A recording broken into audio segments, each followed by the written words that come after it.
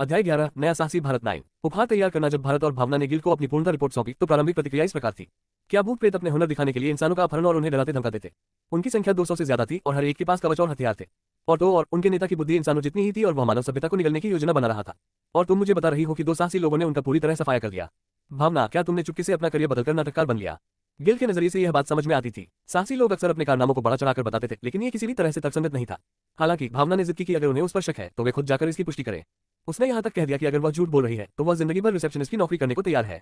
Guild अधिकारी ने उसके इस विश्वास से प्रभावित होकर किसी भी स्थिति से निपटने के लिए जांचकर्ताओं को भेजने का फैसला किया। अरे, मैंने पहले कभी इतने सारे भूतों की लाशें एक जगह ढेर में नहीं देखी। अगर हम कुछ दिन देर से पहुंचते तो वे सड़ जाती और यह एक बुरा सपना होता। अंदर गहरे में बड़े बड़े जलने के निशान हैं। ऐसा लग रहा है कि एक ही बार में कम से कम 100 निशान मिल गए होंगे। ऐसे संकेत भी मिले हैं कि लोगों को बंदी बनाकर यहाँ रहने के लिए मजबूर किया गया था। पहले तो जांचकर्ता आधे अविश्वास में थे, आधे अचंभित, लेकिन जैसे जैसे उनकी जांच गहरी होती गई उनके हाव भाव उतने ही गंभीर होते गए। लगभग 100 गोब्लिनों को छोटे छोटे समूहों में बटे बिना एक एकीकृत सेना बनाए रखना पहले से ही दुर्लभ था।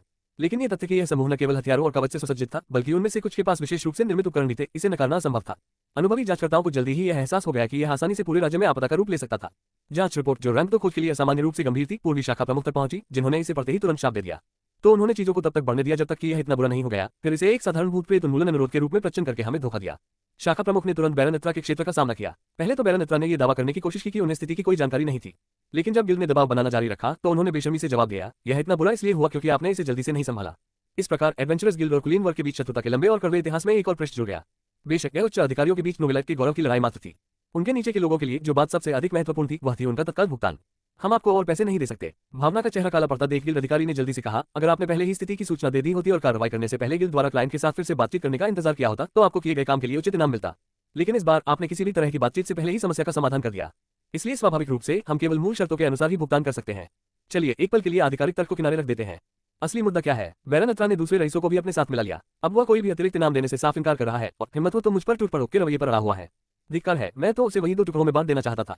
विदेश मंत्रालय वाला भी दांत पीस रहा था। यदि पूर्वी गिल्ड शाखा की सैन्य शक्ति की तुलना बैरन के क्षेत्र से की जाए तो गिल्ड को लाभ प्राप्त था। आखिर एक कुलीन व्यक्ति जो अपनी भूमि का प्रबंधन भी नहीं कर सकता था और जिसे अपनी समस्याओं का समाधान दूसरों को करना पड़ता था, उसके पास किस प्रकार की सैन्य शक्ति हो सकती थी?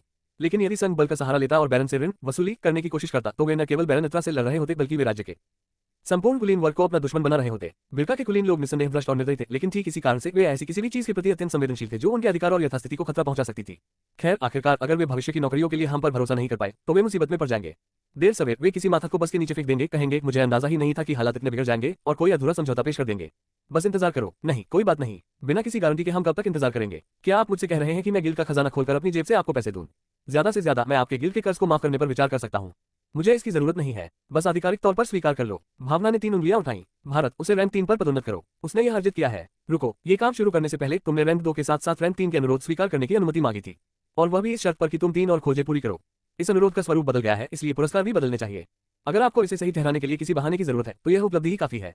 वह आदमी पूरे 1 सप्ताह से भी रैंक 2 पर नहीं है। गिल्ड वरिष्ठता को नहीं बल्कि प्रदर्शन को महत्व देता है। क्या आप हमेशा यही कहते हैं? छी, अधिकारी ने मुंह बनाया, लेकिन अंततः हार मानकर आह भरी। ठीक है, लेकिन कोई आर्थिक इनाम नहीं मिलेगा। अगर बैरन बाद में रेंगते हुए वापस भी आ जाए तो भी तुम्हें कुछ नहीं मिलेगा। वह ठीक है। हाँ, यहाँ से चले जाओ, तुमसे बात करना ही थका देने वाला है। अधिकारी ने उन्हें ऐसे विदा किया जैसे वह मक्खियां भगा रहा हो। हालांकि भावना को ऑफिस से निकलते समय कोई खास बुरा नहीं लगा। जैसे ही वह गिल्ड के मुख्य हॉल में दाखिल हुई, प्रवेश द्वार के पास खड़ा एक व्यक्ति तुरंत एकदम समकोण पर झुका और उसका अभिवादन किया। आपका स्वागत है महोदया। आसपास के साहसी लोग इस दृश्य को देखकर आपस में बड़बड़ाने लगे, जबकि भावना का चेहरा चिड़चिड़ाहट से लाल हो गया। मैंने तुमसे कहा था कि मुझे सिर्फ भावना कहो। ये एक मैडम वाली बकवास क्या है? यह अनुवाद नोबेलाइट की बौद्धिक संपदा है। नेता तो नेता होता है और वरिष्ठ तो वरिष्ठ ही होता है। आपने मेरी जान बचाई और मेरा टखना भी ठीक कर दिया। मैं आपको अनौपचारिक रूप से कैसे संबोधित कर सकता हूँ? उस आदमी का नाम रेन्या था। वह उन पूर्व गुलामों में से एक था जिन्हें भारत और भावना ने बचाया था। गुफा में वापस आकर भी उसकी तेजबानी और व्यवहार में तेजी से बदलाव साफ दिखाई दे रहा था। वह एक साहसी व्यक्ति था जो गांव में ही था जब भूतों ने हमला किया।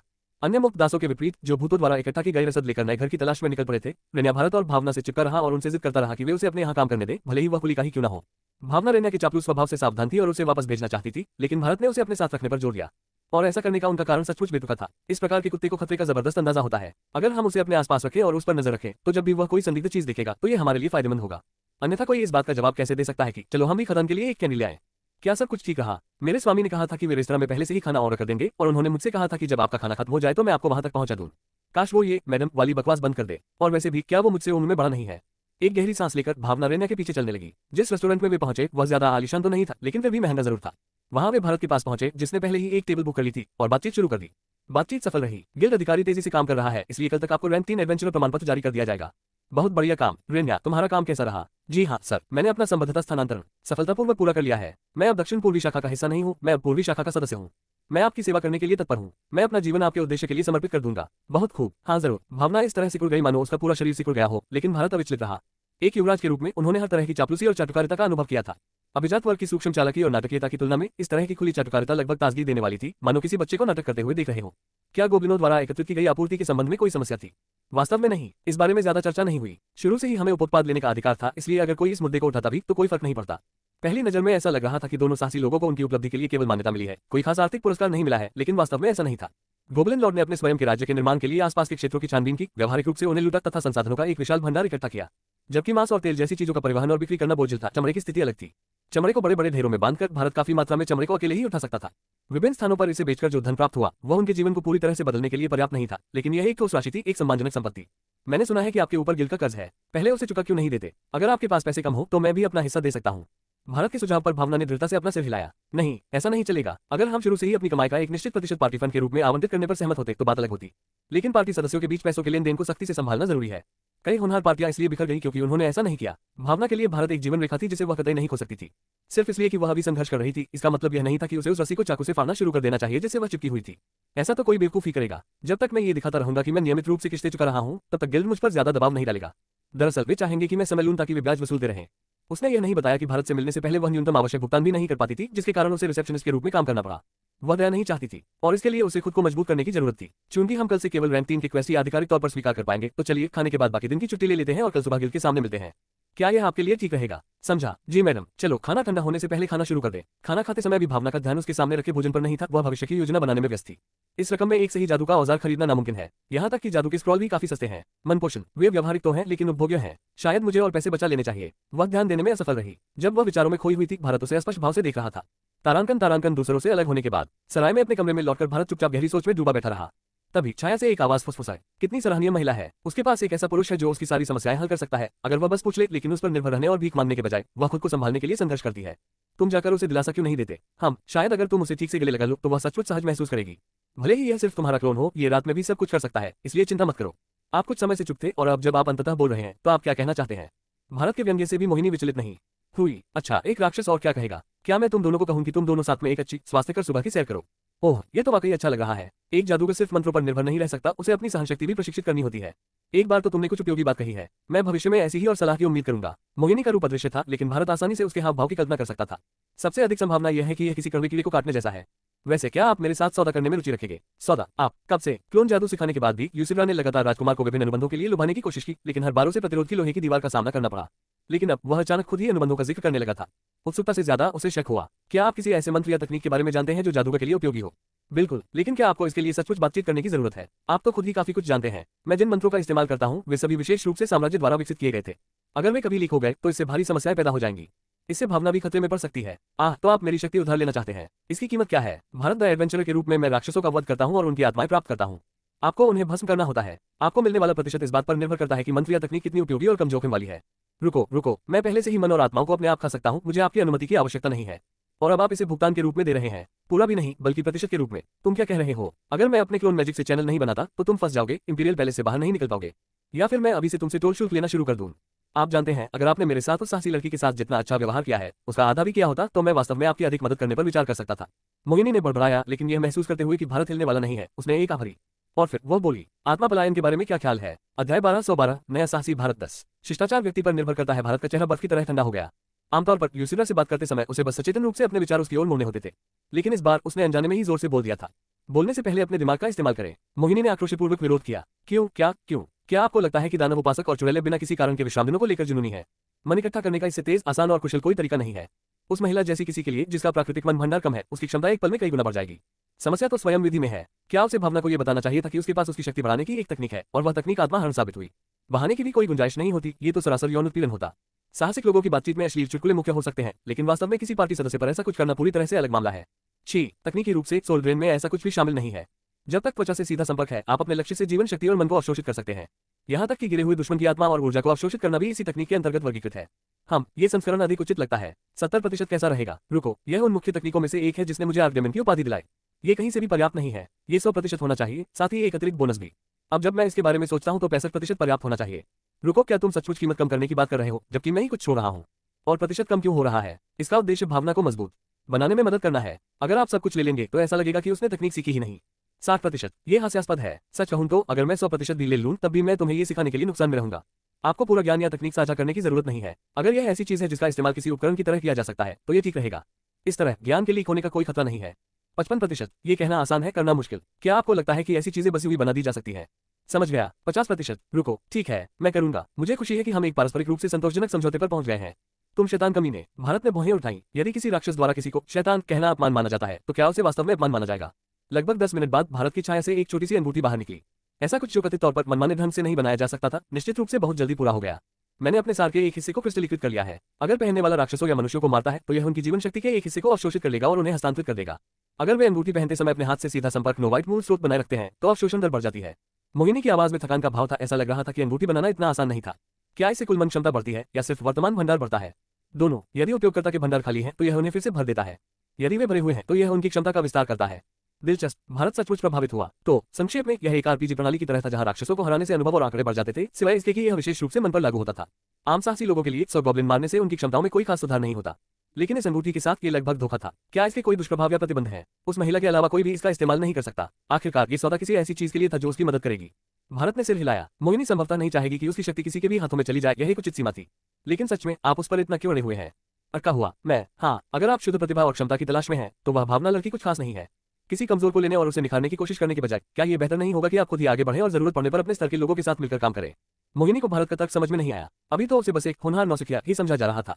लेकिन जैसे ही गोब्लिन वाली घटना की खबर पूरी तरह फैलती, उसकी कीमत आसमान छू जाती। कई शक्तिशाली व्यक्ति उसे कहीं बेहतर परिस्थितियों में भर्ती करने का प्रयास करेंगे। तो फिर वह भावना के लिए इतनी दूर क्यों जा रहा था? वे दोनों एक दूसरे को ज्यादा समय से जानते भी नहीं थे। भारत ने ऐसे उत्तर दिया जैसे ये दुनिया की सबसे स्पष्ट बात हो। क्योंकि यह ऐसा काम है जो मैं युवराज के रूप में नहीं कर सकता। क्या? मोहिनी का स्वर भ्रम से भरा था। भारत ने हल्की सी कड़वी हंसी निकाली। सत्ता के केंद्र में होने के बावजूद युवराज पर अन्य किसी की तुलना में अधिक प्रतिबंध थे। वह महल से आजादी से बाहर नहीं जा सकता था। वह अपनी मर्जी से काम नहीं कर सकता था। यहाँ तक कि किसी के प्रति दयालुता दिखाना भी उसके खिलाफ राजनीतिक हथियार बन सकता था। किसी व्यक्ति के प्रति पक्षपात दिखाने वाले युवराज का अनगिनत तरीकों से शोषण किया जा सकता है। लेकिन एक साहसी व्यक्ति ऐसे नियमों से बंधा नहीं था। अगर वे कुछ करना चाहते तो बस कर सकते थे। अगर उन्हें कोई पसंद आता तो वे बिना किसी चिंता के उसकी मदद कर सकते थे। ये युवराज का सपना था। ये साहसी भारत की पहचान थी। खैर, ये तो ऐसा ही है। हम। भारत ने अपना सिर थोड़ा झुकाया। उसकी उत्तेजित इंद्रियों ने किसी के उसके कमरे की ओर तेजी से दौड़ने की आवाज सुनी। महाराज, क्या आप वहां हैं? महाराज, यह अनुवाद नोवेलाइट की बौद्धिक संपदा है। बाहर से एक उन्मत्त आवाज आई, साथ ही तेज दस्तक की भी आवाज आई। भारत ने आवाज पहचान ली। जब उसने दरवाजा खोला तो रेना पसीने से लथपथ खड़ी थी। लेडी भावना खतरे में है मेरे प्रभु। भारत की आंखें सिकुड़ गईं। तारांकन तारांकन तारांकन। भावना, क्या तुम्हें नहीं लगता कि तुम हाल ही में हद से ज्यादा आगे बढ़ गई हो? साहसी लोगों के बीच एक पुरानी कहावत है, जिस क्षण आपको लगता है कि भाग्य आपके पक्ष में है वह सबसे खतरनाक क्षण होता है। ये केवल अर्थहीन व्यामोह नहीं था। इस कहावत को समर्थन देने के लिए वास्तविक जीवन के बहुत सारे उदाहरण मौजूद थे। भाग्य ने लोगों को अपनी सतर्कता कम करने पर मजबूर कर दिया और साहसी लोगों के लिए जो लगातार खतरे के साथ रहते हैं ये घातक हो सकता है। लेकिन फिर भी क्या ये कुछ ज्यादा ही तेजी से नहीं हो रहा था? भावना ने गहरी सांस ली। मैं नहीं जानता कि तुम क्या कहना चाह रही हो, करीना। भावना के विपरीत, जिसने ऐसा परिधान पहना था जिससे उसका चेहरा छोड़कर सब कुछ ढका हुआ था, उसके सामने खड़ी लाल बालों वाली महिला ने अपने कंधे और ऊपरी छाती को उजागर कर रखा था तथा उसके होठों पर एक मुस्कुराहट थी। सच कहूं तो जब मैंने पहली बार सुना कि तुम्हें गिल्ड रिसेप्शनिस्ट के तौर पर नौकरी मिल गई है तो मुझे राहत मिली। भले ही हम करीबी ना हो, पर हम पार्टी के पूर्व सदस्य थे, इसलिए मुझे लगा कि अच्छा हुआ कि तुम आखिरकार यहाँ वहां बस गए, बजाय इसके कि हर समय बेइज्जती सहते फिरते रहो। लेकिन फिर करीना ने आगे कहा, तुमने वह दुर्लभ अवसर गवा दिया, रिसेप्शनिस्ट की नौकरी छोड़ दी, जिसके बारे में ज्यादातर लोग सपने में भी नहीं सोच सकते, और उसकी जगह किसी ऐसे नए साहसी व्यक्ति को चुन लिया जो अभी शुरुआती दौर से ही गुजरा है। और तुमने झूठी रिपोर्ट के जरिए कुछ बेतुकी उपलब्धियां भी कर ली। भावना, तुम इतनी दयनीय कैसे हो गई? तुम हम सबको शर्मिंदा कर रही हो। उसकी आवाज में अप्रतिबंधित अवमानना और घृणा भरी हुई थी। ये सब कुछ बहुत ही नीरस पाकर भावना ने अपनी नजरें करीना के पीछे खड़े लोगों की ओर घुमा ली। दो योद्धा, एक दुष्ट, एक जादूगर पुजारी नहीं बल्कि कोई ऐसा व्यक्ति जो जादू से उपचार कर सकता है। वे सभी परिचित चेहरे थे। मजेदार बात यह थी कि उनमें से सिर्फ एक ही थोड़ा असहज लग रहा था और उसने नजरें फेर ली। बाकी लोग भावना को शक और नाराजगी से घूर रहे थे, साफ तौर पर करीना का पक्ष ले रहे थे। करीना सही कह रही है। चाहे आप कितनी भी हताश क्यों ना हो, इस तरह के सरासर झूठ बोलने से हमारी पूरी प्रतिष्ठा ही धूमिल हो जाती है। मैंने कुछ भी नहीं गढ़ा है। हाँ, तो आप हमसे यह उम्मीद करते हैं कि हम यह मान लें कि सिर्फ 2 लोगों ने सैकड़ों भूतों का सफाया कर दिया। गिल्ड ने इसकी पुष्टि के लिए एक जांच दल भेजा। हाँ, और आप कुछ समय के लिए गिल्ड का हिस्सा थे, है ना? कौन कह सकता है कि आपने पर्दे के पीछे से कुछ काम नहीं किया? भावना ने अपनी आंखें सिकोड़ ली। उनके आरोप बेतुके थे। एडवेंचरस गिल्ड कोई आसानी से धोखा खाने वाला संगठन नहीं था, और इस तरह के दावे करना गिल्ड की योग्यता और निष्पक्षता पर सवाल उठाने जैसा भी लग सकता था। यदि कोई साधारण साहसी व्यक्ति सड़क के बीच में ऐसी टिप्पणी करते हुए पकड़ा गया तो गिल्ड को दंड लगाने का पूरा अधिकार है। लेकिन ये लोग साधारण साहसी नहीं थे। यहाँ तक कि पूरे पूर्वी शाखा में भी रैंक 3 के साहसिक दल केवल मुट्ठी भर थे, और इस विशेष समूह को व्यवहारिक रूप से जल्द ही रैंक 4 तक आगे बढ़ने की गारंटी थी। जब तक कि वे गिल्ड के खिलाफ पूरी तरह से विद्रोह नहीं करते, उन्हें सड़क पर कुछ शब्द कहने के लिए दंडित करना लगभग असंभव था। विशेषकर तब जब इसे पूर्व पार्टी सदस्यों के बीच एक साधारण बहस के रूप में प्रस्तुत किया गया हो। आप जो चाहे माने, यह आप पर निर्भर है। अब अगर आप मुझे माफ करेंगे तो रुको, हमारी बात अभी खत्म नहीं हुई है। भावना को अपनी सांसें बर्बाद करने में कोई रुचि नहीं थी, लेकिन जैसे ही वह जाने के लिए मुड़ी, उसे रुकने पर मजबूर होना पड़ा। हवा में बर्फ के भालों की एक श्रृंखला उभर आई जो उसे स्पष्ट रूप से डराने के लिए उसके चारों ओर फैल गई। उसकी अभिव्यक्ति ठंडी हो गई। धीरे धीरे वह लाल बालों वाले जादूगर की ओर मुड़ी। सीमा पार मत करो करीना, आप ही हैं जिन्होंने सबसे पहले इसे पार किया था। आपको बाहर निकाल दिया गया क्योंकि आप पर्याप्त अच्छे नहीं थे और अब आप हमारी पार्टी का नाम खराब कर रहे हैं। भावना ने दांत पीस लिए। बूढ़ी भावना अपनी उंगलियों के एक झटके से इन बर्फ के भालों को पिघला देती। जब वे एक ही पार्टी में थी तो वह और करीना अक्सर आग और बर्फ की टक्कर में प्रतिस्पर्धा करती थी। उनके दूसरे साथी मजाक करते थे कि उनके बालों के रंग के कारण वे शायद गलत तत्व के साथ पैदा हुई हैं। लेकिन अब इतनी छोटी सी बात भी एक वास्तविक खतरा बन गई है। वह भालों को पिघला सकती थी, हाँ, लेकिन करीना और भी ज्यादा शक्तिशाली जादू से जवाबी हमला करेगी और अंत में भावना ही हारेगी। आप क्या चाहते हैं? अब हम कहीं पहुंच रहे हैं। करीना की मुस्कुराहट और गहरी हो गई। वह भावना के अपमान से बहुत खुश दिख रही थी, मानो वह उसके हर पल का आनंद ले रही हो। खैर, यहाँ खुलेआम बहस करते रहना थोड़ा अजीब लग रहा है। क्यों न हम कहीं और एकांत में चले? काफी समय हो गया है, चलो मिलते हैं। उसकी आवाज असामान्य रूप से कोमल थी। जैसे ही भावना अनिच्छा से सहमत होने वाली थी, वहाँ मेरे स्वामी, एक ऊंची अप्रिय चापलूसी भरी आवाज गूंजी। एक व्यक्ति जो वस्तुतः एक तृतीय श्रेणी के चापलूस की छवि का प्रतीक था, उनकी ओर दौड़ते हुए उनकी ओर बेतहाशा इशारा कर रहा था। अगले ही पल भावना को लगा कि उसे ऊपर उठाया जा रहा है। उसकी दृष्टि घूम गई। वह अचानक दूर चली गई। एक मजबूत हाथ ने उसे सुरक्षित रूप से पकड़ रखा था। उसे यह समझने में एक सेकंड लगा कि उसे राजकुमारी की तरह उठाया जा रहा है। वह चकित होकर ऊपर देखने लगी और बुदबुदाए, भारत, क्या आप ठीक हैं, मिस भावना? क्यों? वह यहाँ क्यों था? वह दखलंदाजी क्यों कर रहा था? वह इतना गंभीर क्यों लग रहा था? उसके क्यों के कई अर्थ थे, लेकिन उसे कोई उत्तर नहीं मिला। भारत ने बस उसकी जांच की कि उसे कोई चोट तो नहीं लगी। जब उसे यकीन हो गया कि उसे कोई चोट नहीं लगी है तो उसने उसे धीरे से वापस उसके पैरों पर खड़ा कर दिया। आखिर ये बला है क्या? करीना की आंखें अविश्वास से चौड़ी हो गईं। उसने जो बर्फ के भले बनाए थे वे अभी भी वही लटके हुए थे तथा भावना के भागने के रास्ते को अवरुद्ध कर रहे थे। फिर भी इस भारत ने किसी तरह बिना किसी परेशानी के भावना को आसानी से छीन लिया। और इससे भी महत्वपूर्ण बात यह है कि करीना को पता ही नहीं था कि उसने ये कैसे किया। उसकी नजर अपनी पार्टी के सदस्यों की ओर गई। अगर किसी ने देखा होगा कि क्या हुआ तो वो योद्धा ही होंगे। उनके शारीरिक प्रशिक्षण और मन संवेदना को देखते हुए उन्हें कम से कम कुछ तो नजर आना चाहिए था। लेकिन वे भी उतने ही भ्रमित दिख रहे थे जितनी वह थी। वे पहले से ही हाई अलर्ट पर थे और चुपचाप करीना को संकेत दे रहे थे कि कुछ गड़बड़ है। करीना घबरा गई। उसने सुना था कि वह कुशल है, लेकिन शाखा में शीर्ष रैंक 3 साहसी भी उसकी गतिविधियों पर नजर नहीं रख सकते थे। लेकिन वह एक अनुभवी थी। जल्दी से अपना संयम वापस पाते हुए उसने बर्फ के भालों को हटा दिया। अगर उसकी ताकत उम्मीद से ज्यादा थी तो लड़ना सबसे बुरा विकल्प होता। बात करना ही बेहतर था। तो आप भारत हैं, है ना? मुझे लगता है कोई गलतफहमी हुई है। अभी तो कोई असली हमला नहीं हुआ था। हम बस बातचीत करने की कोशिश कर रहे थे। और फिर भारत बोला, क्या तुम्हें बातचीत और धमकी के बीच का अंतर भी नहीं पता, बेवकूफ? वातावरण बर्फ सा ठंडा हो गया। यह उस शांत गणनाशील भारत का स्वर नहीं था जिसे उन्होंने पहले देखा था। ये कच्चा और विषैला था। अध्याय 1313, नया साहसी भारत 11। गलती की सजा। भावना हमेशा से भारत को एक बहुत ही प्रतिष्ठित व्यक्ति मानती थी। वह महिला साहसी लोगों के साथ छेड़खानी नहीं करता था। वह दूसरों को नीची नजर से नहीं देखता था और न ही अहंकार से काम लेता था। उन्होंने कभी भी अभद्र भाषा का प्रयोग नहीं किया और न ही भद्दे चुटकुले सुनाए। उन्होंने अपनी उपस्थिति को गंदा नहीं होने दिया और न ही खराब स्वच्छता के कारण बदबू आने दी। कुछ लोग पूछ सकते हैं, क्या ये सिर्फ बुनियादी शालीनता नहीं है? लेकिन साहसी लोगों की दुनिया में ऐसे लोग बहुत कम थे जो इन बुनियादी मानकों को भी कायम रख पाते थे। अन्यथा गिल्ड कार्यालय में रिसेप्शनिस्टों को नियुक्त करते समय ऐसे नहीं बोलता जैसे कि वह कोई चितना चबा रहा हो। कोई एक बड़ा लाभ क्यों माना जाता? वह शायद अपने आप को एक सच्चे साहसी व्यक्ति की तरह व्यवहार करते हुए देखता था। लेकिन भावना के लिए भारत एक ऐसा युवा था जिसके हर कदम से यह पता चलता था कि वह एक परिष्कृत व्यक्ति था। तुम्हें बातचीत और जबरदस्ती के बीच का अंतर भी नहीं पता, बेवकूफ। यही कारण है कि जब भारत के मुंह से कठोर गालियां निकली तो वहां भावना से ज्यादा कोई भी हैरान नहीं हुआ। भारत का व्यवहार अत्यंत धमकी भरा था और उसकी निगाहों में कच्चा बिना छना हुआ क्रोध झलक रहा था। यह उस आधे मजाक वाले अंदाज से बिल्कुल अलग है जो उसने तब दिखाया था जब उसे उकसाया जा रहा था। बेवकूफ, क्या तुम मुझसे बात कर रहे हो? क्या तुम इन शब्दों की जिम्मेदारी ले सकते हो? लेकिन ये दुश्मनी एक तरफा नहीं थी। करीना और उनके समूह ने भी उसी तरह जवाब दिया। करीना आमतौर पर किसी ऐसे व्यक्ति से भिड़ने से बचने की कोशिश करती थी जिसके कौशल का वह स्पष्ट रूप से आकलन नहीं कर सकती थी। लेकिन ये केवल एक सतर्क साहसी की प्रवृत्ति थी जब उसे अनिश्चित जोखिम का सामना करना पड़ता था, इसलिए नहीं कि उसे विश्वास था कि वह भारत से हार जाएगी या वह उससे डरती थी। सबसे बड़ी बात यह है कि यदि वे इतने सारे लोगों के सामने अपमानित होने के बाद पीछे हट जाते तो वे साहसी लोगों के बीच हंसी का पात्र बन जाते। तुम्हें अपने शब्द सोच समझकर चुनने चाहिए। मैं किसी नए व्यक्ति को सिर्फ एक बार ही जाने दूंगा। आप उसके व्यक्तित्व के बारे में चाहे जो कहें, लेकिन जादूगर के रूप में करीना की क्षमता ही असली थी। जैसे ही उसने गंभीरता से अपनी मनस्थिति को समझना शुरू किया, उनके चारों ओर की हवा बहुत ठंडी हो गई। गर्म वसंत मौसम के बावजूद ऐसा महसूस हुआ जैसे उन्हें एक जमे हुए जेल में फेंक दिया गया हो। यहाँ तक कि जो दर्शक कौतूहलवश एकत्र हुए थे उनके शरीर भी अकड़ने लगे। वे बोलने के लिए अपना मुंह नहीं खोल सकते थे तथा अपनी उंगलियों की छोटी सी हरकत के लिए भी उन्हें सामान्य से कई गुना अधिक प्रयास करना पड़ता था। भावना का चेहरा पीला पड़ गया। उसने महसूस किया कि करीना ने तो कोई जादू भी नहीं किया था, ये तो केवल शुद्ध मन के कारण ही यह घटना घटी थी। एडवेंचरर्स गिल्ड ने एडवेंचरर्स को 7 श्रेणियों में वर्गीकृत किया था, लेकिन वास्तव में गिल्ड सदस्यों में सर्वोच्च श्रेणी आमतौर पर 5वीं श्रेणी की होती थी। ऐसा इसलिए था क्योंकि पूरे महाद्वीप में व्यक्तियों की क्षमताओं को मापने के लिए 7 स्तरीय रैंकिंग प्रणाली का उपयोग किया जाता था। इनमें से संख्या 4 का विशेष प्रतीकात्मक अर्थ था। कुछ बातूनी संघ के लोगों ने तो यहाँ तक दावा किया कि यह मनुष्यों और महामानवों के बीच की रेखा है। उस स्तर का एक योद्धा आभा उत्सर्जित कर सकता था, एक पुजारी अपने आराध्य देवता से दिव्य शक्तियां उधार ले सकता था, और एक जादूगमन अपनी स्वयं की एक अनूठी संपत्ति प्राप्त कर लेता है जिससे उसके मंत्रों की शक्ति और दक्षता में बहुत वृद्धि हो जाती है। भावना को इस बात पर संदेह नहीं था कि भारत शक्तिशाली है, लेकिन चौथे दर्जे के जादूगर का सामना करना जो बर्फ जैसा जादूगर है और जिसे युद्ध में सबसे अधिक परेशानी वाला माना जाता है, तथा तीसरे दर्जे के कौशल वाले उसके कई साथियों का सामना करना, एक व्यक्ति के लिए उन सभी का सामना करना असंभव था। भावना ने भारत को रोकने की बहुत कोशिश की, लेकिन ठंड से ग्रस्त उसका शरीर उसकी बात मानने को तैयार नहीं था।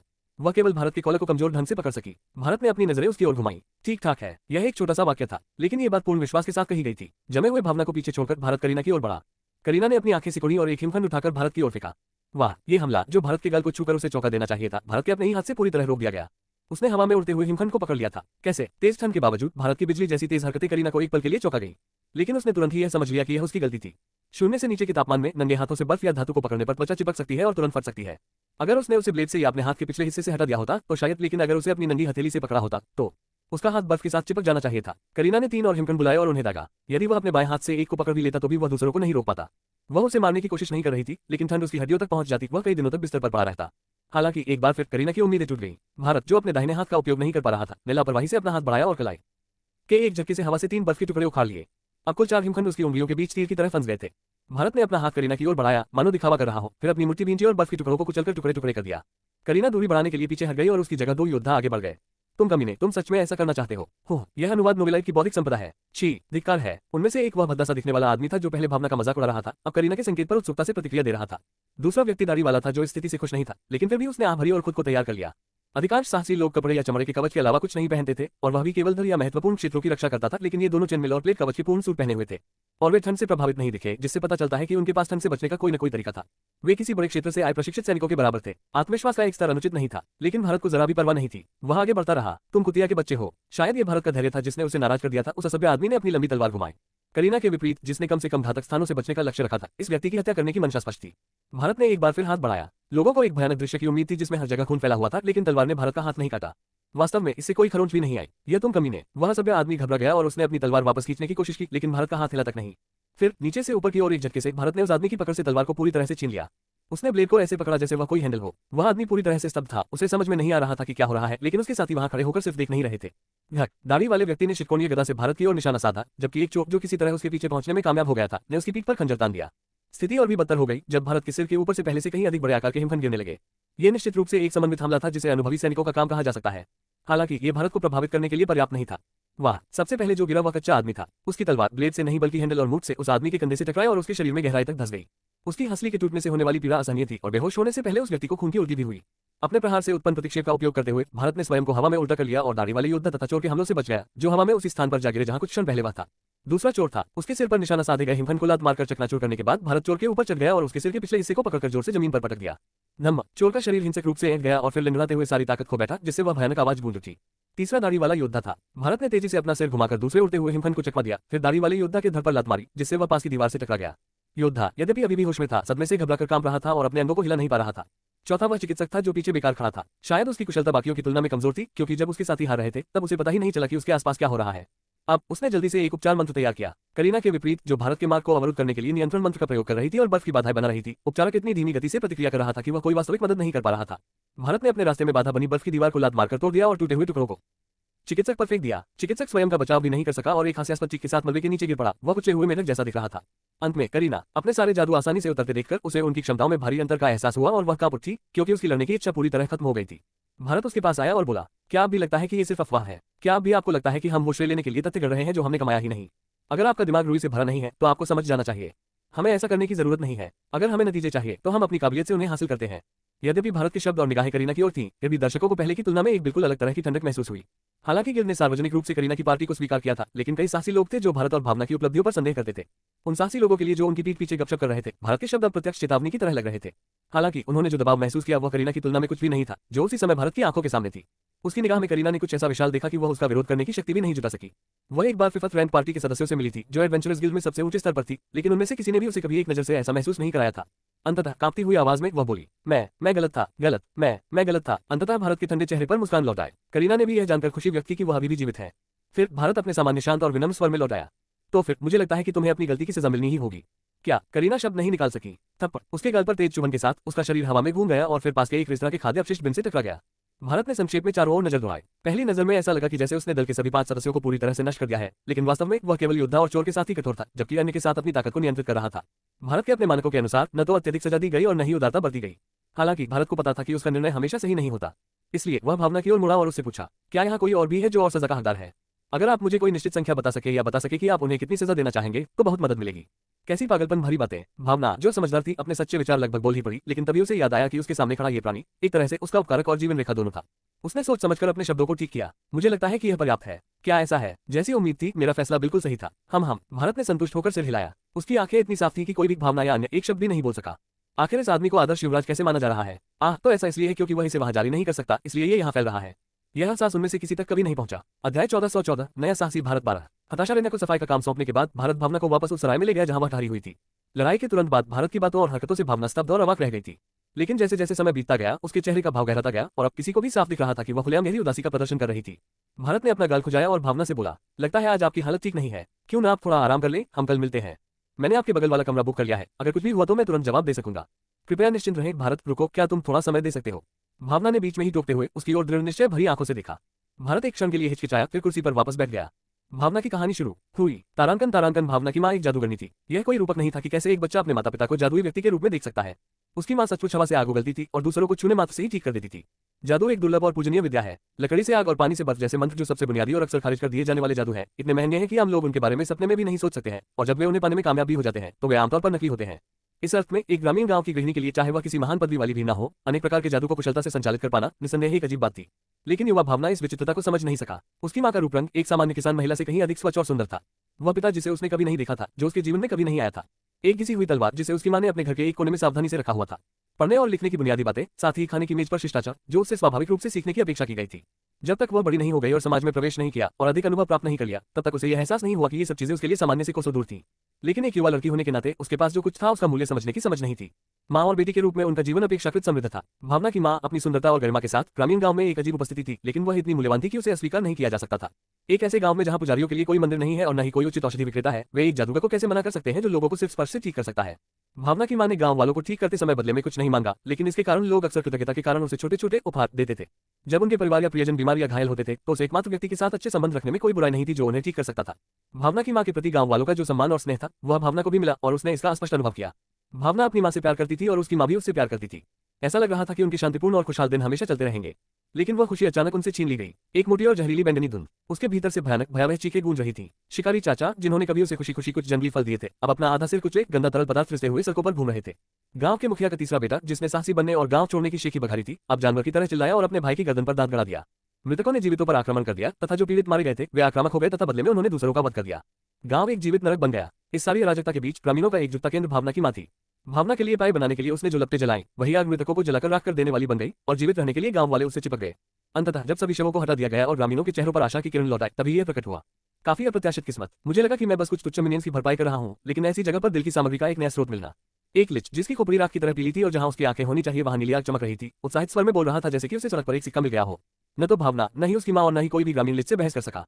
उसके हाथ की एक सरल लहर से मृतकों की सेना, जिसे उन्होंने अभी अभी पराजित किया था, पुनः उठ खड़ी हुई। लिच द्वारा उनकी कड़ी मेहनत से अर्जित सफलता को यूं ही नष्ट होते देख ग्रामीण निराशा से भर गए। केवल एक ही व्यक्ति था जो काम रहा था लेकिन फिर भी दृढ़ था, भावना की माँ। उसकी ओर देखते हुए लिच ने मानो किसी मनोरंजक विचार से प्रभावित होकर गर्मजोशी से लगभग स्नेही स्वर में बात की। मेरे लिए तुम सबको मारकर तुम्हारा खून और आत्मा लेना आसान होगा, लेकिन मैं अभी बहुत अच्छे मूड में हूँ, इसलिए मैं दया दिखाऊंगा। यदि आप मुझे अपनी आत्मा अर्पित कर दे तो मैं दूसरों को स्पर्श नहीं करूंगा।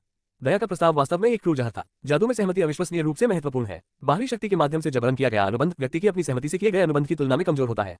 लिच द्वारा मारा जाना और अपनी आत्मा ले लिया जाना बेहतर होगा, लेकिन यदि आप स्वेच्छा से अपनी आत्मा की पेशकश करते हैं तो बंधन का जादू किसी भी जेल या बेड़ियों से कहीं अधिक शक्तिशाली है। आप लिच के शाश्वत गुलाम बन जाएंगे। युवा भावना इस जादुई सिद्धांत को नहीं समझ पाया, लेकिन लिच की आंखों में चमकती ज्यामितीय रोशनी को देखकर वह सहज रूप से जानती थी कि वह ऐसा नहीं होने दे सकती। भावना घर में अन्य बच्चों के साथ छिपकर अपनी माँ के पास भागी। वह अपनी माँ के पैरों से लिपट गई, रो रही थी, उनसे विनती कर रही थी कि वे वहां न जाएं, ऐसा न करें। बाद में जब उसने अपने किए पर विचार किया तो उसे पता चला कि भावना को अपनी युवावस्था से इतनी नफरत थी कि वह चाहती थी कि वह उसे मार देती। माँ के सामने नखरे दिखाकर उसे क्या हासिल होने की उम्मीद थी? उसने अपनी माँ की कमजोरी उस लिच के सामने जाहिर कर दी थी। वह इतनी मूर्खतापूर्ण और बेवकूफाना हरकत कैसे कर सकती थी? अगर वह सचमुच अपनी माँ की मदद करना चाहती थी तो उसे उस समय उनके पास नहीं जाना चाहिए था। काश वह विपरीत दिशा में भाग जाती। काश उसने अपनी माँ का बोझ हल्का कर दिया होता तो शायद उसकी माँ को यह चुनाव न करना पड़ता। उसकी माँ ने अपनी रोती हुई बेटी को दिलासा देते हुए उसे वह छड़ी दे दी जो वह पकड़े हुए थी। मुझे माफ करना बेटी, अगर मुझे पता होता कि ऐसा होगा तो मैं तुम्हें पहले ही और ज्यादा सिखा देता। अच्छा खाओ, बुरा मत बोलो, अपने जादू का नियमित अभ्यास करो। मैं तुमसे प्यार करता हूँ भावना। ये भावना की माँ की आखिरी छवि थी जो उसे याद थी। अपनी माँ के हाथ से निकलती गर्म रोशनी से लड़की गहरी नींद में सो गई और जब वह उठी तो सब कुछ पहले ही समाप्त हो चुका था। जब भावना की नींद खुली तो उसने जीवित बचे ग्रामीणों से अपील की, हमें मेरी माँ को बचाना है, कृपया मेरी मदद करें। वयस्क, जो हमेशा भावना के प्रति स्नेह दिखाते थे, ने उसकी विनती पर कोई प्रतिक्रिया नहीं दी। नहीं, उन्होंने उसे रोकने की कोशिश की। उन्हें डर था कि अगर भावना ने जल्दबाजी की तो लिच नाराज हो सकता है। निराश होकर भावना ने उस क्षेत्र के स्वामी से अपील की जहां वह गांव स्थित था। एक दुष्ट लिच ने गांव पर आक्रमण कर दिया है, वह अभी भी इसी इलाके में कहीं होगा, कृपया उसे हरा दो। स्वामी ने उससे मिलने से इनकार कर दिया। यह अनुवाद नोवेलाइट की बौद्धिक संपदा है। सैनिकों, जिनका काम लोगों की रक्षा करना था, को एहसास हुआ कि भावना की लाठी और तलवार मूल्यवान वस्तुएं थीं और उन्होंने सुरक्षा जांच का बहाना बनाकर उन्हें जब्त करने का प्रयास किया। सैनिकों से बचकर भावना गांव लौट आए और उसने अपनी माँ की लाठी और तलवार को छोड़कर बाकी सब कुछ नष्ट कर दिया। जो पैसा उसने कमाया था उससे वह एडवेंचरस गिल्ड में चली गई। मैं एक कमीशन मांगना चाहता हूँ, कृपया लिच को हराएं। वह कर्मचारी, जो बाद में पूर्वी शाखा का प्रबंधक बना, ने भावना की ओर देखा जिसने उसे सिक्कों से भरा एक पस दिया तथा उसके चेहरे पर एक जटिल भाव था, लेकिन फिर भी उसने बिना किसी हिचकिचाहट के अनुरोध स्वीकार कर लिया। हालांकि यदि गिल्ड द्वारा अनुरोध स्वीकार भी कर लिया गया तो इसका कोई मतलब नहीं है यदि कोई साहसी व्यक्ति कार्य को स्वीकार नहीं करता। कुशल साहसी ये जानते हुए कि लिच कितना खतरनाक था, ने कार्य करने से इनकार कर दिया और शौकिया पैसे के लालच में अंधे हो गए। लिच द्वारा बुलाए गए एक भी मरे हुए प्राणी को नहीं हरा सके और भाग गए। ऐसा लगभग 3 बार होने के बाद लिच का शिकार करने का काम ऐसा हो गया कि किसी ने भी इस पर विचार नहीं किया और भावना को अंततः सच्चाई का एहसास हुआ। जब तक वह स्वयं कार्रवाई नहीं करेगी, कोई भी उसकी मां को बचाने नहीं आएगा। और इस तरह भावना एक साहसी बन गई। कई साहसी लोग एक जादूगर को साथी के रूप में चाहते थे और भावना को अपनी मां की छड़ी विरासत में मिली थी। यद्यपि उसकी जन्मजात जादुई क्षमता विशेष रूप से मजबूत नहीं थी, लेकिन छड़ी की शक्ति के साथ वह मजबूत मंत्र डाल सकती थी। वह शीघ्र ही एक साहसी के रूप में रैंक में ऊपर उठ गई और कुछ प्रतिभाशाली साथियों से परिचित हो गई। उसने सोचा अगर वह इसी तरह आगे बढ़ती रही तो बस थोड़ा और आगे, तब वह वास्तव में उस शापित लिच को हराने और अपनी मां को मुक्त करने में सक्षम होगी। जब वह ये सोच रही थी तभी एक और दुर्भाग्य उसके साथ घटित हुआ। दरअसल जैसे ही उसने एक विशालकाय और के विरुद्ध अपने ज्ञात सबसे शक्तिशाली मंत्र का प्रयोग करने का प्रयास किया, उसके कर्मचारियों से एक अजीब अशुभ आवाज निकली। जादू नियंत्रण से बाहर हो गया और तीव्र लपटें और को नहीं लगी, बल्कि एक कुलीन के शिकार के मैदान की ओर बढ़ गई, जिससे आग लग गई। अंततः वह को उसके शेष साथियों ने पराजित कर दिया, लेकिन उसके बाद भावना की यात्रा निरंतर नीचे की ओर जाती रही। जिस कुलीन के शिकारगाह में आग लगी थी, उसने भारी मुआवजे की मांग की, जो एक कर्ज बन गया जिसे भावना को चुकाना पड़ा। यदि भावना अपनी पूरी ताकत से काम करती तो उसे इसका बदला चुकाने का मौका मिल सकता था, लेकिन अपनी छड़ी के बिना उसका जादू पहले से कहीं अधिक कमजोर हो गया था। करीना, जो भावना की अग्नि उपचार और संवर्धन जादू की क्षमता से मन ही मन ईर्ष्या से जलती थी, ने इस अवसर का लाभ उठाकर एक नई उपचारक को नियुक्त किया। कुछ ही समय में भावना को पार्टी से निकाल दिया गया। भावना ने विरोध नहीं किया। उसे एहसास हुआ कि उसके कौशल, जिनके बारे में उसने सोचा था कि वे बढ़ रहे हैं, वह उसकी मां पर निर्भर एक बुलबुले से अधिक कुछ नहीं थे, और वह भी उतनी ही हैरान थी। उन्होंने एक नई पार्टी के साथ फिर से आगे बढ़ने की कोशिश की, लेकिन वह भी आसान नहीं था। भावना में तीसरे दर्जे के साहसी लोगों के साथ चलने की क्षमता नहीं थी, और दूसरे दर्जे के साहसी लोग जो उससे ऊंचे थे उसकी गिरी हुई स्थिति का मजाक उड़ाते हुए उसका उपहास करते थे। व्यवहारिक साहसी लोग जो ईर्ष्या या तुच्छद्वेष से प्रभावित नहीं थे, जानते थे कि उसकी क्षमताएं अभी भी उपयोगी हैं, लेकिन जब उन्हें पता चला कि वह लिच का शिकार करने के असंभव लक्ष्य पर अड़ी हुई है, तो उन्होंने उससे संबंध तोड़ लिए। उसकी स्थिति और खराब हो गई और अंततः अपने कर्ज का ब्याज चुकाने में भी असमर्थ होने पर उसने रिसेप्शनिस्ट की नौकरी कर ली। तभी उसे कोई मिला, ऐसा कोई व्यक्ति जो उसके हास्यास्पद लक्ष्य को पूरा करने के लिए पागलपन और क्षमता दोनों रखता हो। तारांकन तारांकन तारांकन, वह व्यक्ति तुम थे, भारत। भावना ने भारत की अपेक्षा से कहीं अधिक लंबी कहानी सुना दी थी, जिससे थकान के कारण उसके कंधे झुक गए। तुम्हारी क्षमता असाधारण थी और तुम इतनी नादान थी कि कह दिया कि तुम एक साहसी बनने का सपना देखती हो। मैंने सोचा था कि अगर मैं एक वरिष्ठ की भूमिका निभाऊं और तुम पर अपने कर्जों का बोझ डाल दूं, तो इससे मुझे अपने लक्ष्य को पूरा करने में कई तरह से मदद मिलेगी। खैर, मैंने यही सोचा था। भारत ने अपना सिर झुकाया, वह उलझन में दिख रहा था। क्या अब ऐसा नहीं रहा? मुझे नहीं लगता कि आपने कोई कमी दिखाई है। भावना ने विषय बदलने से पहले एक गहरी आह भरी NOVELIGHT। गोबलिन विनाश मिशन में मैं बस तुम्हारा सहायक था। गोबलिनों का पीछा करने वाली जड़ी बूटियों के बिना भी या ज्वाला जादू का उपयोग किए बिना भी तुम किसी न किसी तरह मिशन पूरा कर ही लेते। मिशन को याद करते हुए जब उसे यह बात फिर से महसूस हुई तो वह निराश हो गई, लेकिन फिर भी उसने इससे खुद को पराजित नहीं होने दिया। ये तो बस पहला अनुरोध था, अगली बार वह बेहतर कर सकती है। उसके पास एक साहसी के रूप में अनुभव था और उसने सोचा कि अगर वह इसका इस्तेमाल करे तो वह अभी भी मदद कर सकती है। ऐसा उसका मानना था। हालांकि हाल ही में घटित घटनाओं से उसे पता चला कि उनकी अपेक्षाएं सही नहीं थी। मेरे पुराने साथी, हालांकि उनके व्यक्तित्व कठोर थे, फिर भी कौशल के मामले में उत्कृष्ट थे। हमारा पूरा दल यूं ही चौथे स्थान पर नहीं पहुंचा, लेकिन आप वह रुकी और फिर आगे बोली। तुमने अकेले ही एक पूरी लगभग चौथी रैंक वाली पार्टी को हरा दिया, बिना किसी खरोंच के। अगर कोई ऐसा है जो अकेले चौथी रैंक वाली पार्टी को हरा सकता है, तो तुम्हें क्या लगता है उसकी रैंक क्या होगी? चाहे वह कितनी भी आशावादी क्यों न हो, सबसे निम्न चौथी रैंक या शायद 5वीं रैंक तक पहुंचना भी संभव था। और इसका मतलब ये था कि इस समय भारत एडवेंचरस गिल्ड के शिखर के करीब कौशल स्तर पर था। क्या ऐसे व्यक्ति के लिए रैंक भी मायने रखती है? क्या उसकी छोटी मोटी चालें जो उसने समय के साथ सीखी थी, ऐसे व्यक्ति के विरुद्ध भी मूल्यवान साबित होंगी? भारत ने उसे एक साहसी के रूप में ज्ञान और अनुभव मांगा था, लेकिन जहां तक भावना का सवाल था, इसकी कोई भी मात्रा भारत की अपार शक्ति को संतुलित नहीं कर सकती थी। अपनी मां को खोने और दुनिया भर की यात्रा करने के बाद भावना ने एक बात सीखी थी, ऐसे रिश्ते जिनमें एक पक्ष केवल देता है कभी अच्छे नहीं होते। फिलहाल भारत का उसके प्रति सकारात्मक दृष्टिकोण प्रतीत हो रहा था, लेकिन यह एहसान कब तक चलेगा? उसके हिसाब से उसे आसानी से बदला जा सकता था। ये सबसे बुरी स्थिति थी, और इसलिए इसे रोकने के लिए भावना का कोट उसके कंधों से फिसल गया। जब वे एक दूसरे के शरीर की गर्मी को महसूस करने के लिए काफी करीब खड़े थे, भावना ने भारत से बात की। मैं तुम्हें वो सब सिखाऊंगा जो मैं एक साहसी के तौर पर जानता हूँ। मैं तुम्हारे राज नहीं पूछूंगा। तुमने पहले भी यही मांगा था, लेकिन क्या अब भी यही हाल है? क्या अब भी तुम्हें मुझसे कुछ और नहीं चाहिए? बस कह दो, मैं कुछ भी करूंगा। अध्याय 1515, नया साहसी भारत 13। राक्षस भी भयभीत हैं। चंद्रवंश साम्राज्य, राजधानी कैलास्टिया, स्वर्णिम में एक महल। अपनी असाधारण सुंदरता और भव्यता के लिए प्रसिद्ध महल के सबसे भीतरी भाग में युवराज आर्यन देवराज ने मन ही मन कुछ कहा। ये परेशानी वाली बात है। क्यों? उन्होंने तो मेज लगा दी है और चम्मच भी दे दिया है। क्या ऐसे ही खाना ठीक नहीं रहेगा? मोहिनी आर्यन देवराज के विचारों को समझ नहीं सकी। उसके लिए भावना की उपस्थिति स्वीकार्य से अधिक थी। एक साहसी व्यक्ति होने के स्वभाव को ध्यान में रखते हुए उसने प्रभावित करने के लिए कोई विशेष पोशाक नहीं पहनी थी, फिर भी वह वैसी ही दिख रही थी। स्पष्टता उसकी प्राकृतिक सुंदरता असाधारण रही होगी। तो जब कोई ऐसा व्यक्ति आता है और अपना प्रस्ताव रखता है, तो इसमें क्या हिचकिचाहट होगी? या शायद आपको उस विभाग में अनुभव की कमी है? अगर ऐसा है तो मैं, आपकी बहन, आपको कुछ बातें सिखा सकती हूँ। हम। मोहिनी की मधुर मोहक आवाज इतनी सहजता से फुसफुसाते हुए किसी भी पुरुष के दिल की धड़कनें तेज कर देने के लिए काफी आकर्षक थी। हालांकि आर्यन देवराज के हाव भाव उदासीन रहे। नहीं, ये सिर्फ उदासीनता नहीं थी, क्या उसकी निगाहों में तिरस्कार का भाव था। अरे, ये क्या देख रहे हो? तुम्हें क्या लगता है तुम क्या कर रहे हो? आपकी संकीर्ण मानसिकता सचमुच दुर्भाग्यपूर्ण है। यह आदमी, क्या मुझे सचमुच इसे मारना होगा? यहाँ आप शाही महल के बीचों बीच है और युवराज से सीधा मुकाबला कर रहे हैं। मुश्किलों से लड़ने की इस पौराणिक कहानी को प्रत्यक्ष रूप से अनुभव करने के आपके साहस की मैं सराहना करता हूँ। एलोनरे ने शांतिपूर्वक बात की और मोहिनी द्वारा बनाए जा रहे घातक माहौल को खारिज कर दिया। मुझे नहीं पता कि जब आप जेल में बंद थे तब आपके हालात कैसे थे, लेकिन आजकल कोई भी कुलीन परिवार किसी न किसी रूप में यौन शिक्षा जरूर देता है। सीधे शब्दों में कहें तो खूबसूरत महिलाओं के आकर्षण को रोकने के लिए कुछ उपाय तो किए ही जाते हैं, वाकई बुनियादी उपाय। युवराज होने के नाते आपको क्या लगता है कि मुझे खुद ऐसी शिक्षा नहीं मिली? ये बात समझ में आती है। साम्राज्य का नेतृत्व करने वाला शाही परिवार अपने किसी सदस्य को किसी के मुंह में फंसने और उसके लिए सब कुछ त्यागने की इजाजत कैसे दे सकता था? स्वाभाविक रूप से उन्हें ऐसी परिस्थितियों के लिए पहले से ही प्रशिक्षित और तैयार किया गया होगा। आर्यन देवराज संभवतः चरणपत्रों के ढेर पर उन सभी सामाजिक कार्यक्रमों, नृत्यों और समारोहों की सूची बना सकता था जिनमें उसने भाग लिया था। युवराज होने के नाते कोई भी प्रेम संबंध निजी मामला नहीं बल्कि राजनीतिक मामला होगा। हालांकि कुछ ही लोग सीधे उनसे संपर्क करते, लेकिन जो लोग करते वे निश्चित रूप से उनसे मिलने के पूरे इरादे से आते। उन महिलाओं की तुलना में जो अपने परिवार के सम्मान को बहाल करने की महत्वाकांक्षा से प्रेरित होकर ऐसे अवसर के लिए सचमुच मौत से लड़ती हैं, भावना की शर्मीली प्रगति को लगभग प्यारा कहा जा सकता है। क्या ये बेहतर नहीं होगा? अगर आपको दूसरे व्यक्ति के बहकावे में आने की चिंता नहीं है तो आप बस अपना आनंद ले सकते हैं और सारी जिम्मेदारी पीछे छोड़ सकते हैं, बिना किसी परिणाम के आनंद। आपका किरदार वाकई विस्मयकारी है। जैसी की उम्मीद थी, एक महान दानव अलग होता है। आर्यन देवराज ने ताली बजाई, मानो सचमुच उसकी प्रशंसा कर रहा हो। यह कोई मजाक नहीं था, ये तो शुद्ध मूल्यांकन था जिसने इसे और भी निराशाजनक बना दिया। अगर आप राजनीतिक इरादे से ऐसा कर रहे होते तो बात अलग थी, लेकिन किसी की मां को बचाने की बेचैनी का इस्तेमाल उसकी कमजोरियों का फायदा उठाकर अपने फायदे के लिए करना, इससे बुरा और कोई काम नहीं है। एक सच्चा साहसी ऐसा नहीं करता। खैर, मेरे दृष्टिकोण से अधिकांश साहसी लोग खुशी खुशी जो भी पेश किया जाएगा उसे स्वीकार कर लेंगे और आगे बढ़ जाएंगे। आर्यन देवराज ने उसकी उपेक्षा की। खैर, मैं स्थिति को मोटे तौर पर समझ सकता हूँ। एडवेंचरर भारत भावना को छोड़कर दूसरों के साथ जाने की योजना नहीं बना रहा है, लेकिन वह नोवेलाइट यह नहीं जानती, इसलिए वह चिंतित होगी। इसलिए वह शारीरिक अंतरंगता का सहारा लेकर भी उसे अपने करीब रखने की कोशिश कर रही है।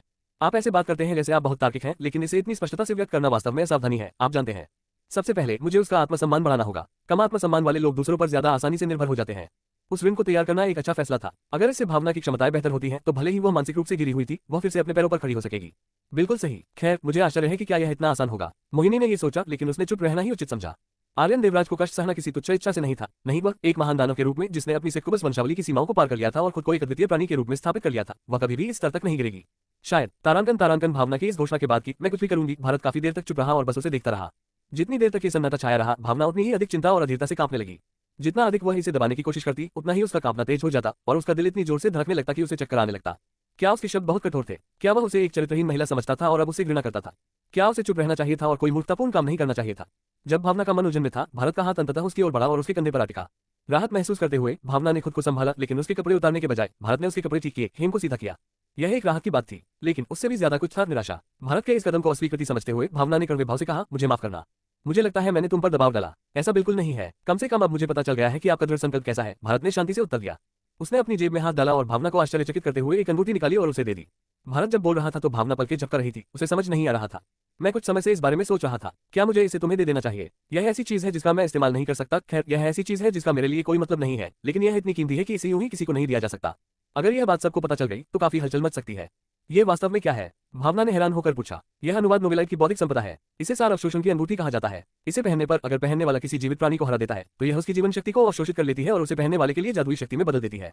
ये बेतुका है। भावना को अपने कानों पर यकीन नहीं हो रहा था। यदि भारत के अलावा किसी और ने ये शब्द कहे होते तो वह इसे स्पष्ट घोटाला मानकर हंसी में उड़ा देती। ये बहुत हास्यास्पद लग रहा था। जादू अनमोल था, यहाँ तक कि सबसे बुनियादी मंत्र जैसे लकड़ी से आग या पानी से बर्फ आम लोगों की पहुंच से बहुत दूर थे, जो उन्हें मुश्किल से खरीद पाते थे। हालांकि जादू की मात्रा, गुणवत्ता या पुनर्प्राप्ति गति को प्रभावित करने वाली तकनीकें या विधियां इससे भी आगे तक जाती थी। जबकि पहले वाले को पर्याप्त धन वाले आम आदमी द्वारा प्राप्त किया जा सकता था, दूसरे वाले को कभी भी नहीं खरीदा जा सकता था, चाहे कोई कितना भी धन इकट्ठा कर ले। ऐसा इसलिए था क्योंकि ऐसी तकनीकों पर विश्व के शासकों का कड़ा नियंत्रण था, जो उन्हें कभी भी अपनी पकड़ से बाहर नहीं जाने देते थे। इसका सबसे अच्छा उदाहरण मन साधना की तकनीक थी। किसी के पास ये तकनीक है या नहीं, इससे परिवार की सैन्य शक्ति और प्रतिष्ठा का निर्धारण होता था। मन साधना के साथ एक साधारण सैनिक अपने शरीर को मन से बढ़ा सकता है, और एक सैनिक जो पहले से ही जादू का उपयोग कर सकता है, वह तलवार ऊर्जा का उत्सर्जन करने में भी सक्षम हो सकता है। बेशक खेती की तकनीकों की भी अपनी सीमाएं थी और सभी को समान लाभ नहीं मिलता था, लेकिन जो लोग कभी भी सामान्यता से ऊपर नहीं उठ पाए थे, उनके लिए एक बार भी आगे बढ़ने का मौका एक शक्तिशाली हथियार था। यही कारण था कि मन संवर्धित शरीर वाले महामानव भी कुलीनों के सामने टिक नहीं पाते थे, क्योंकि कुलीनों के पास ऐसे प्राणियों को नियंत्रित करने की शक्ति थी, या क्योंकि वे स्वयं महामानव थे। भारत अब भावना को उन दुर्लभ उपकरणों में से एक की पेशकश कर रहा था। सदमे में भावना को बोलने के लिए शब्द नहीं मिल रहे थे।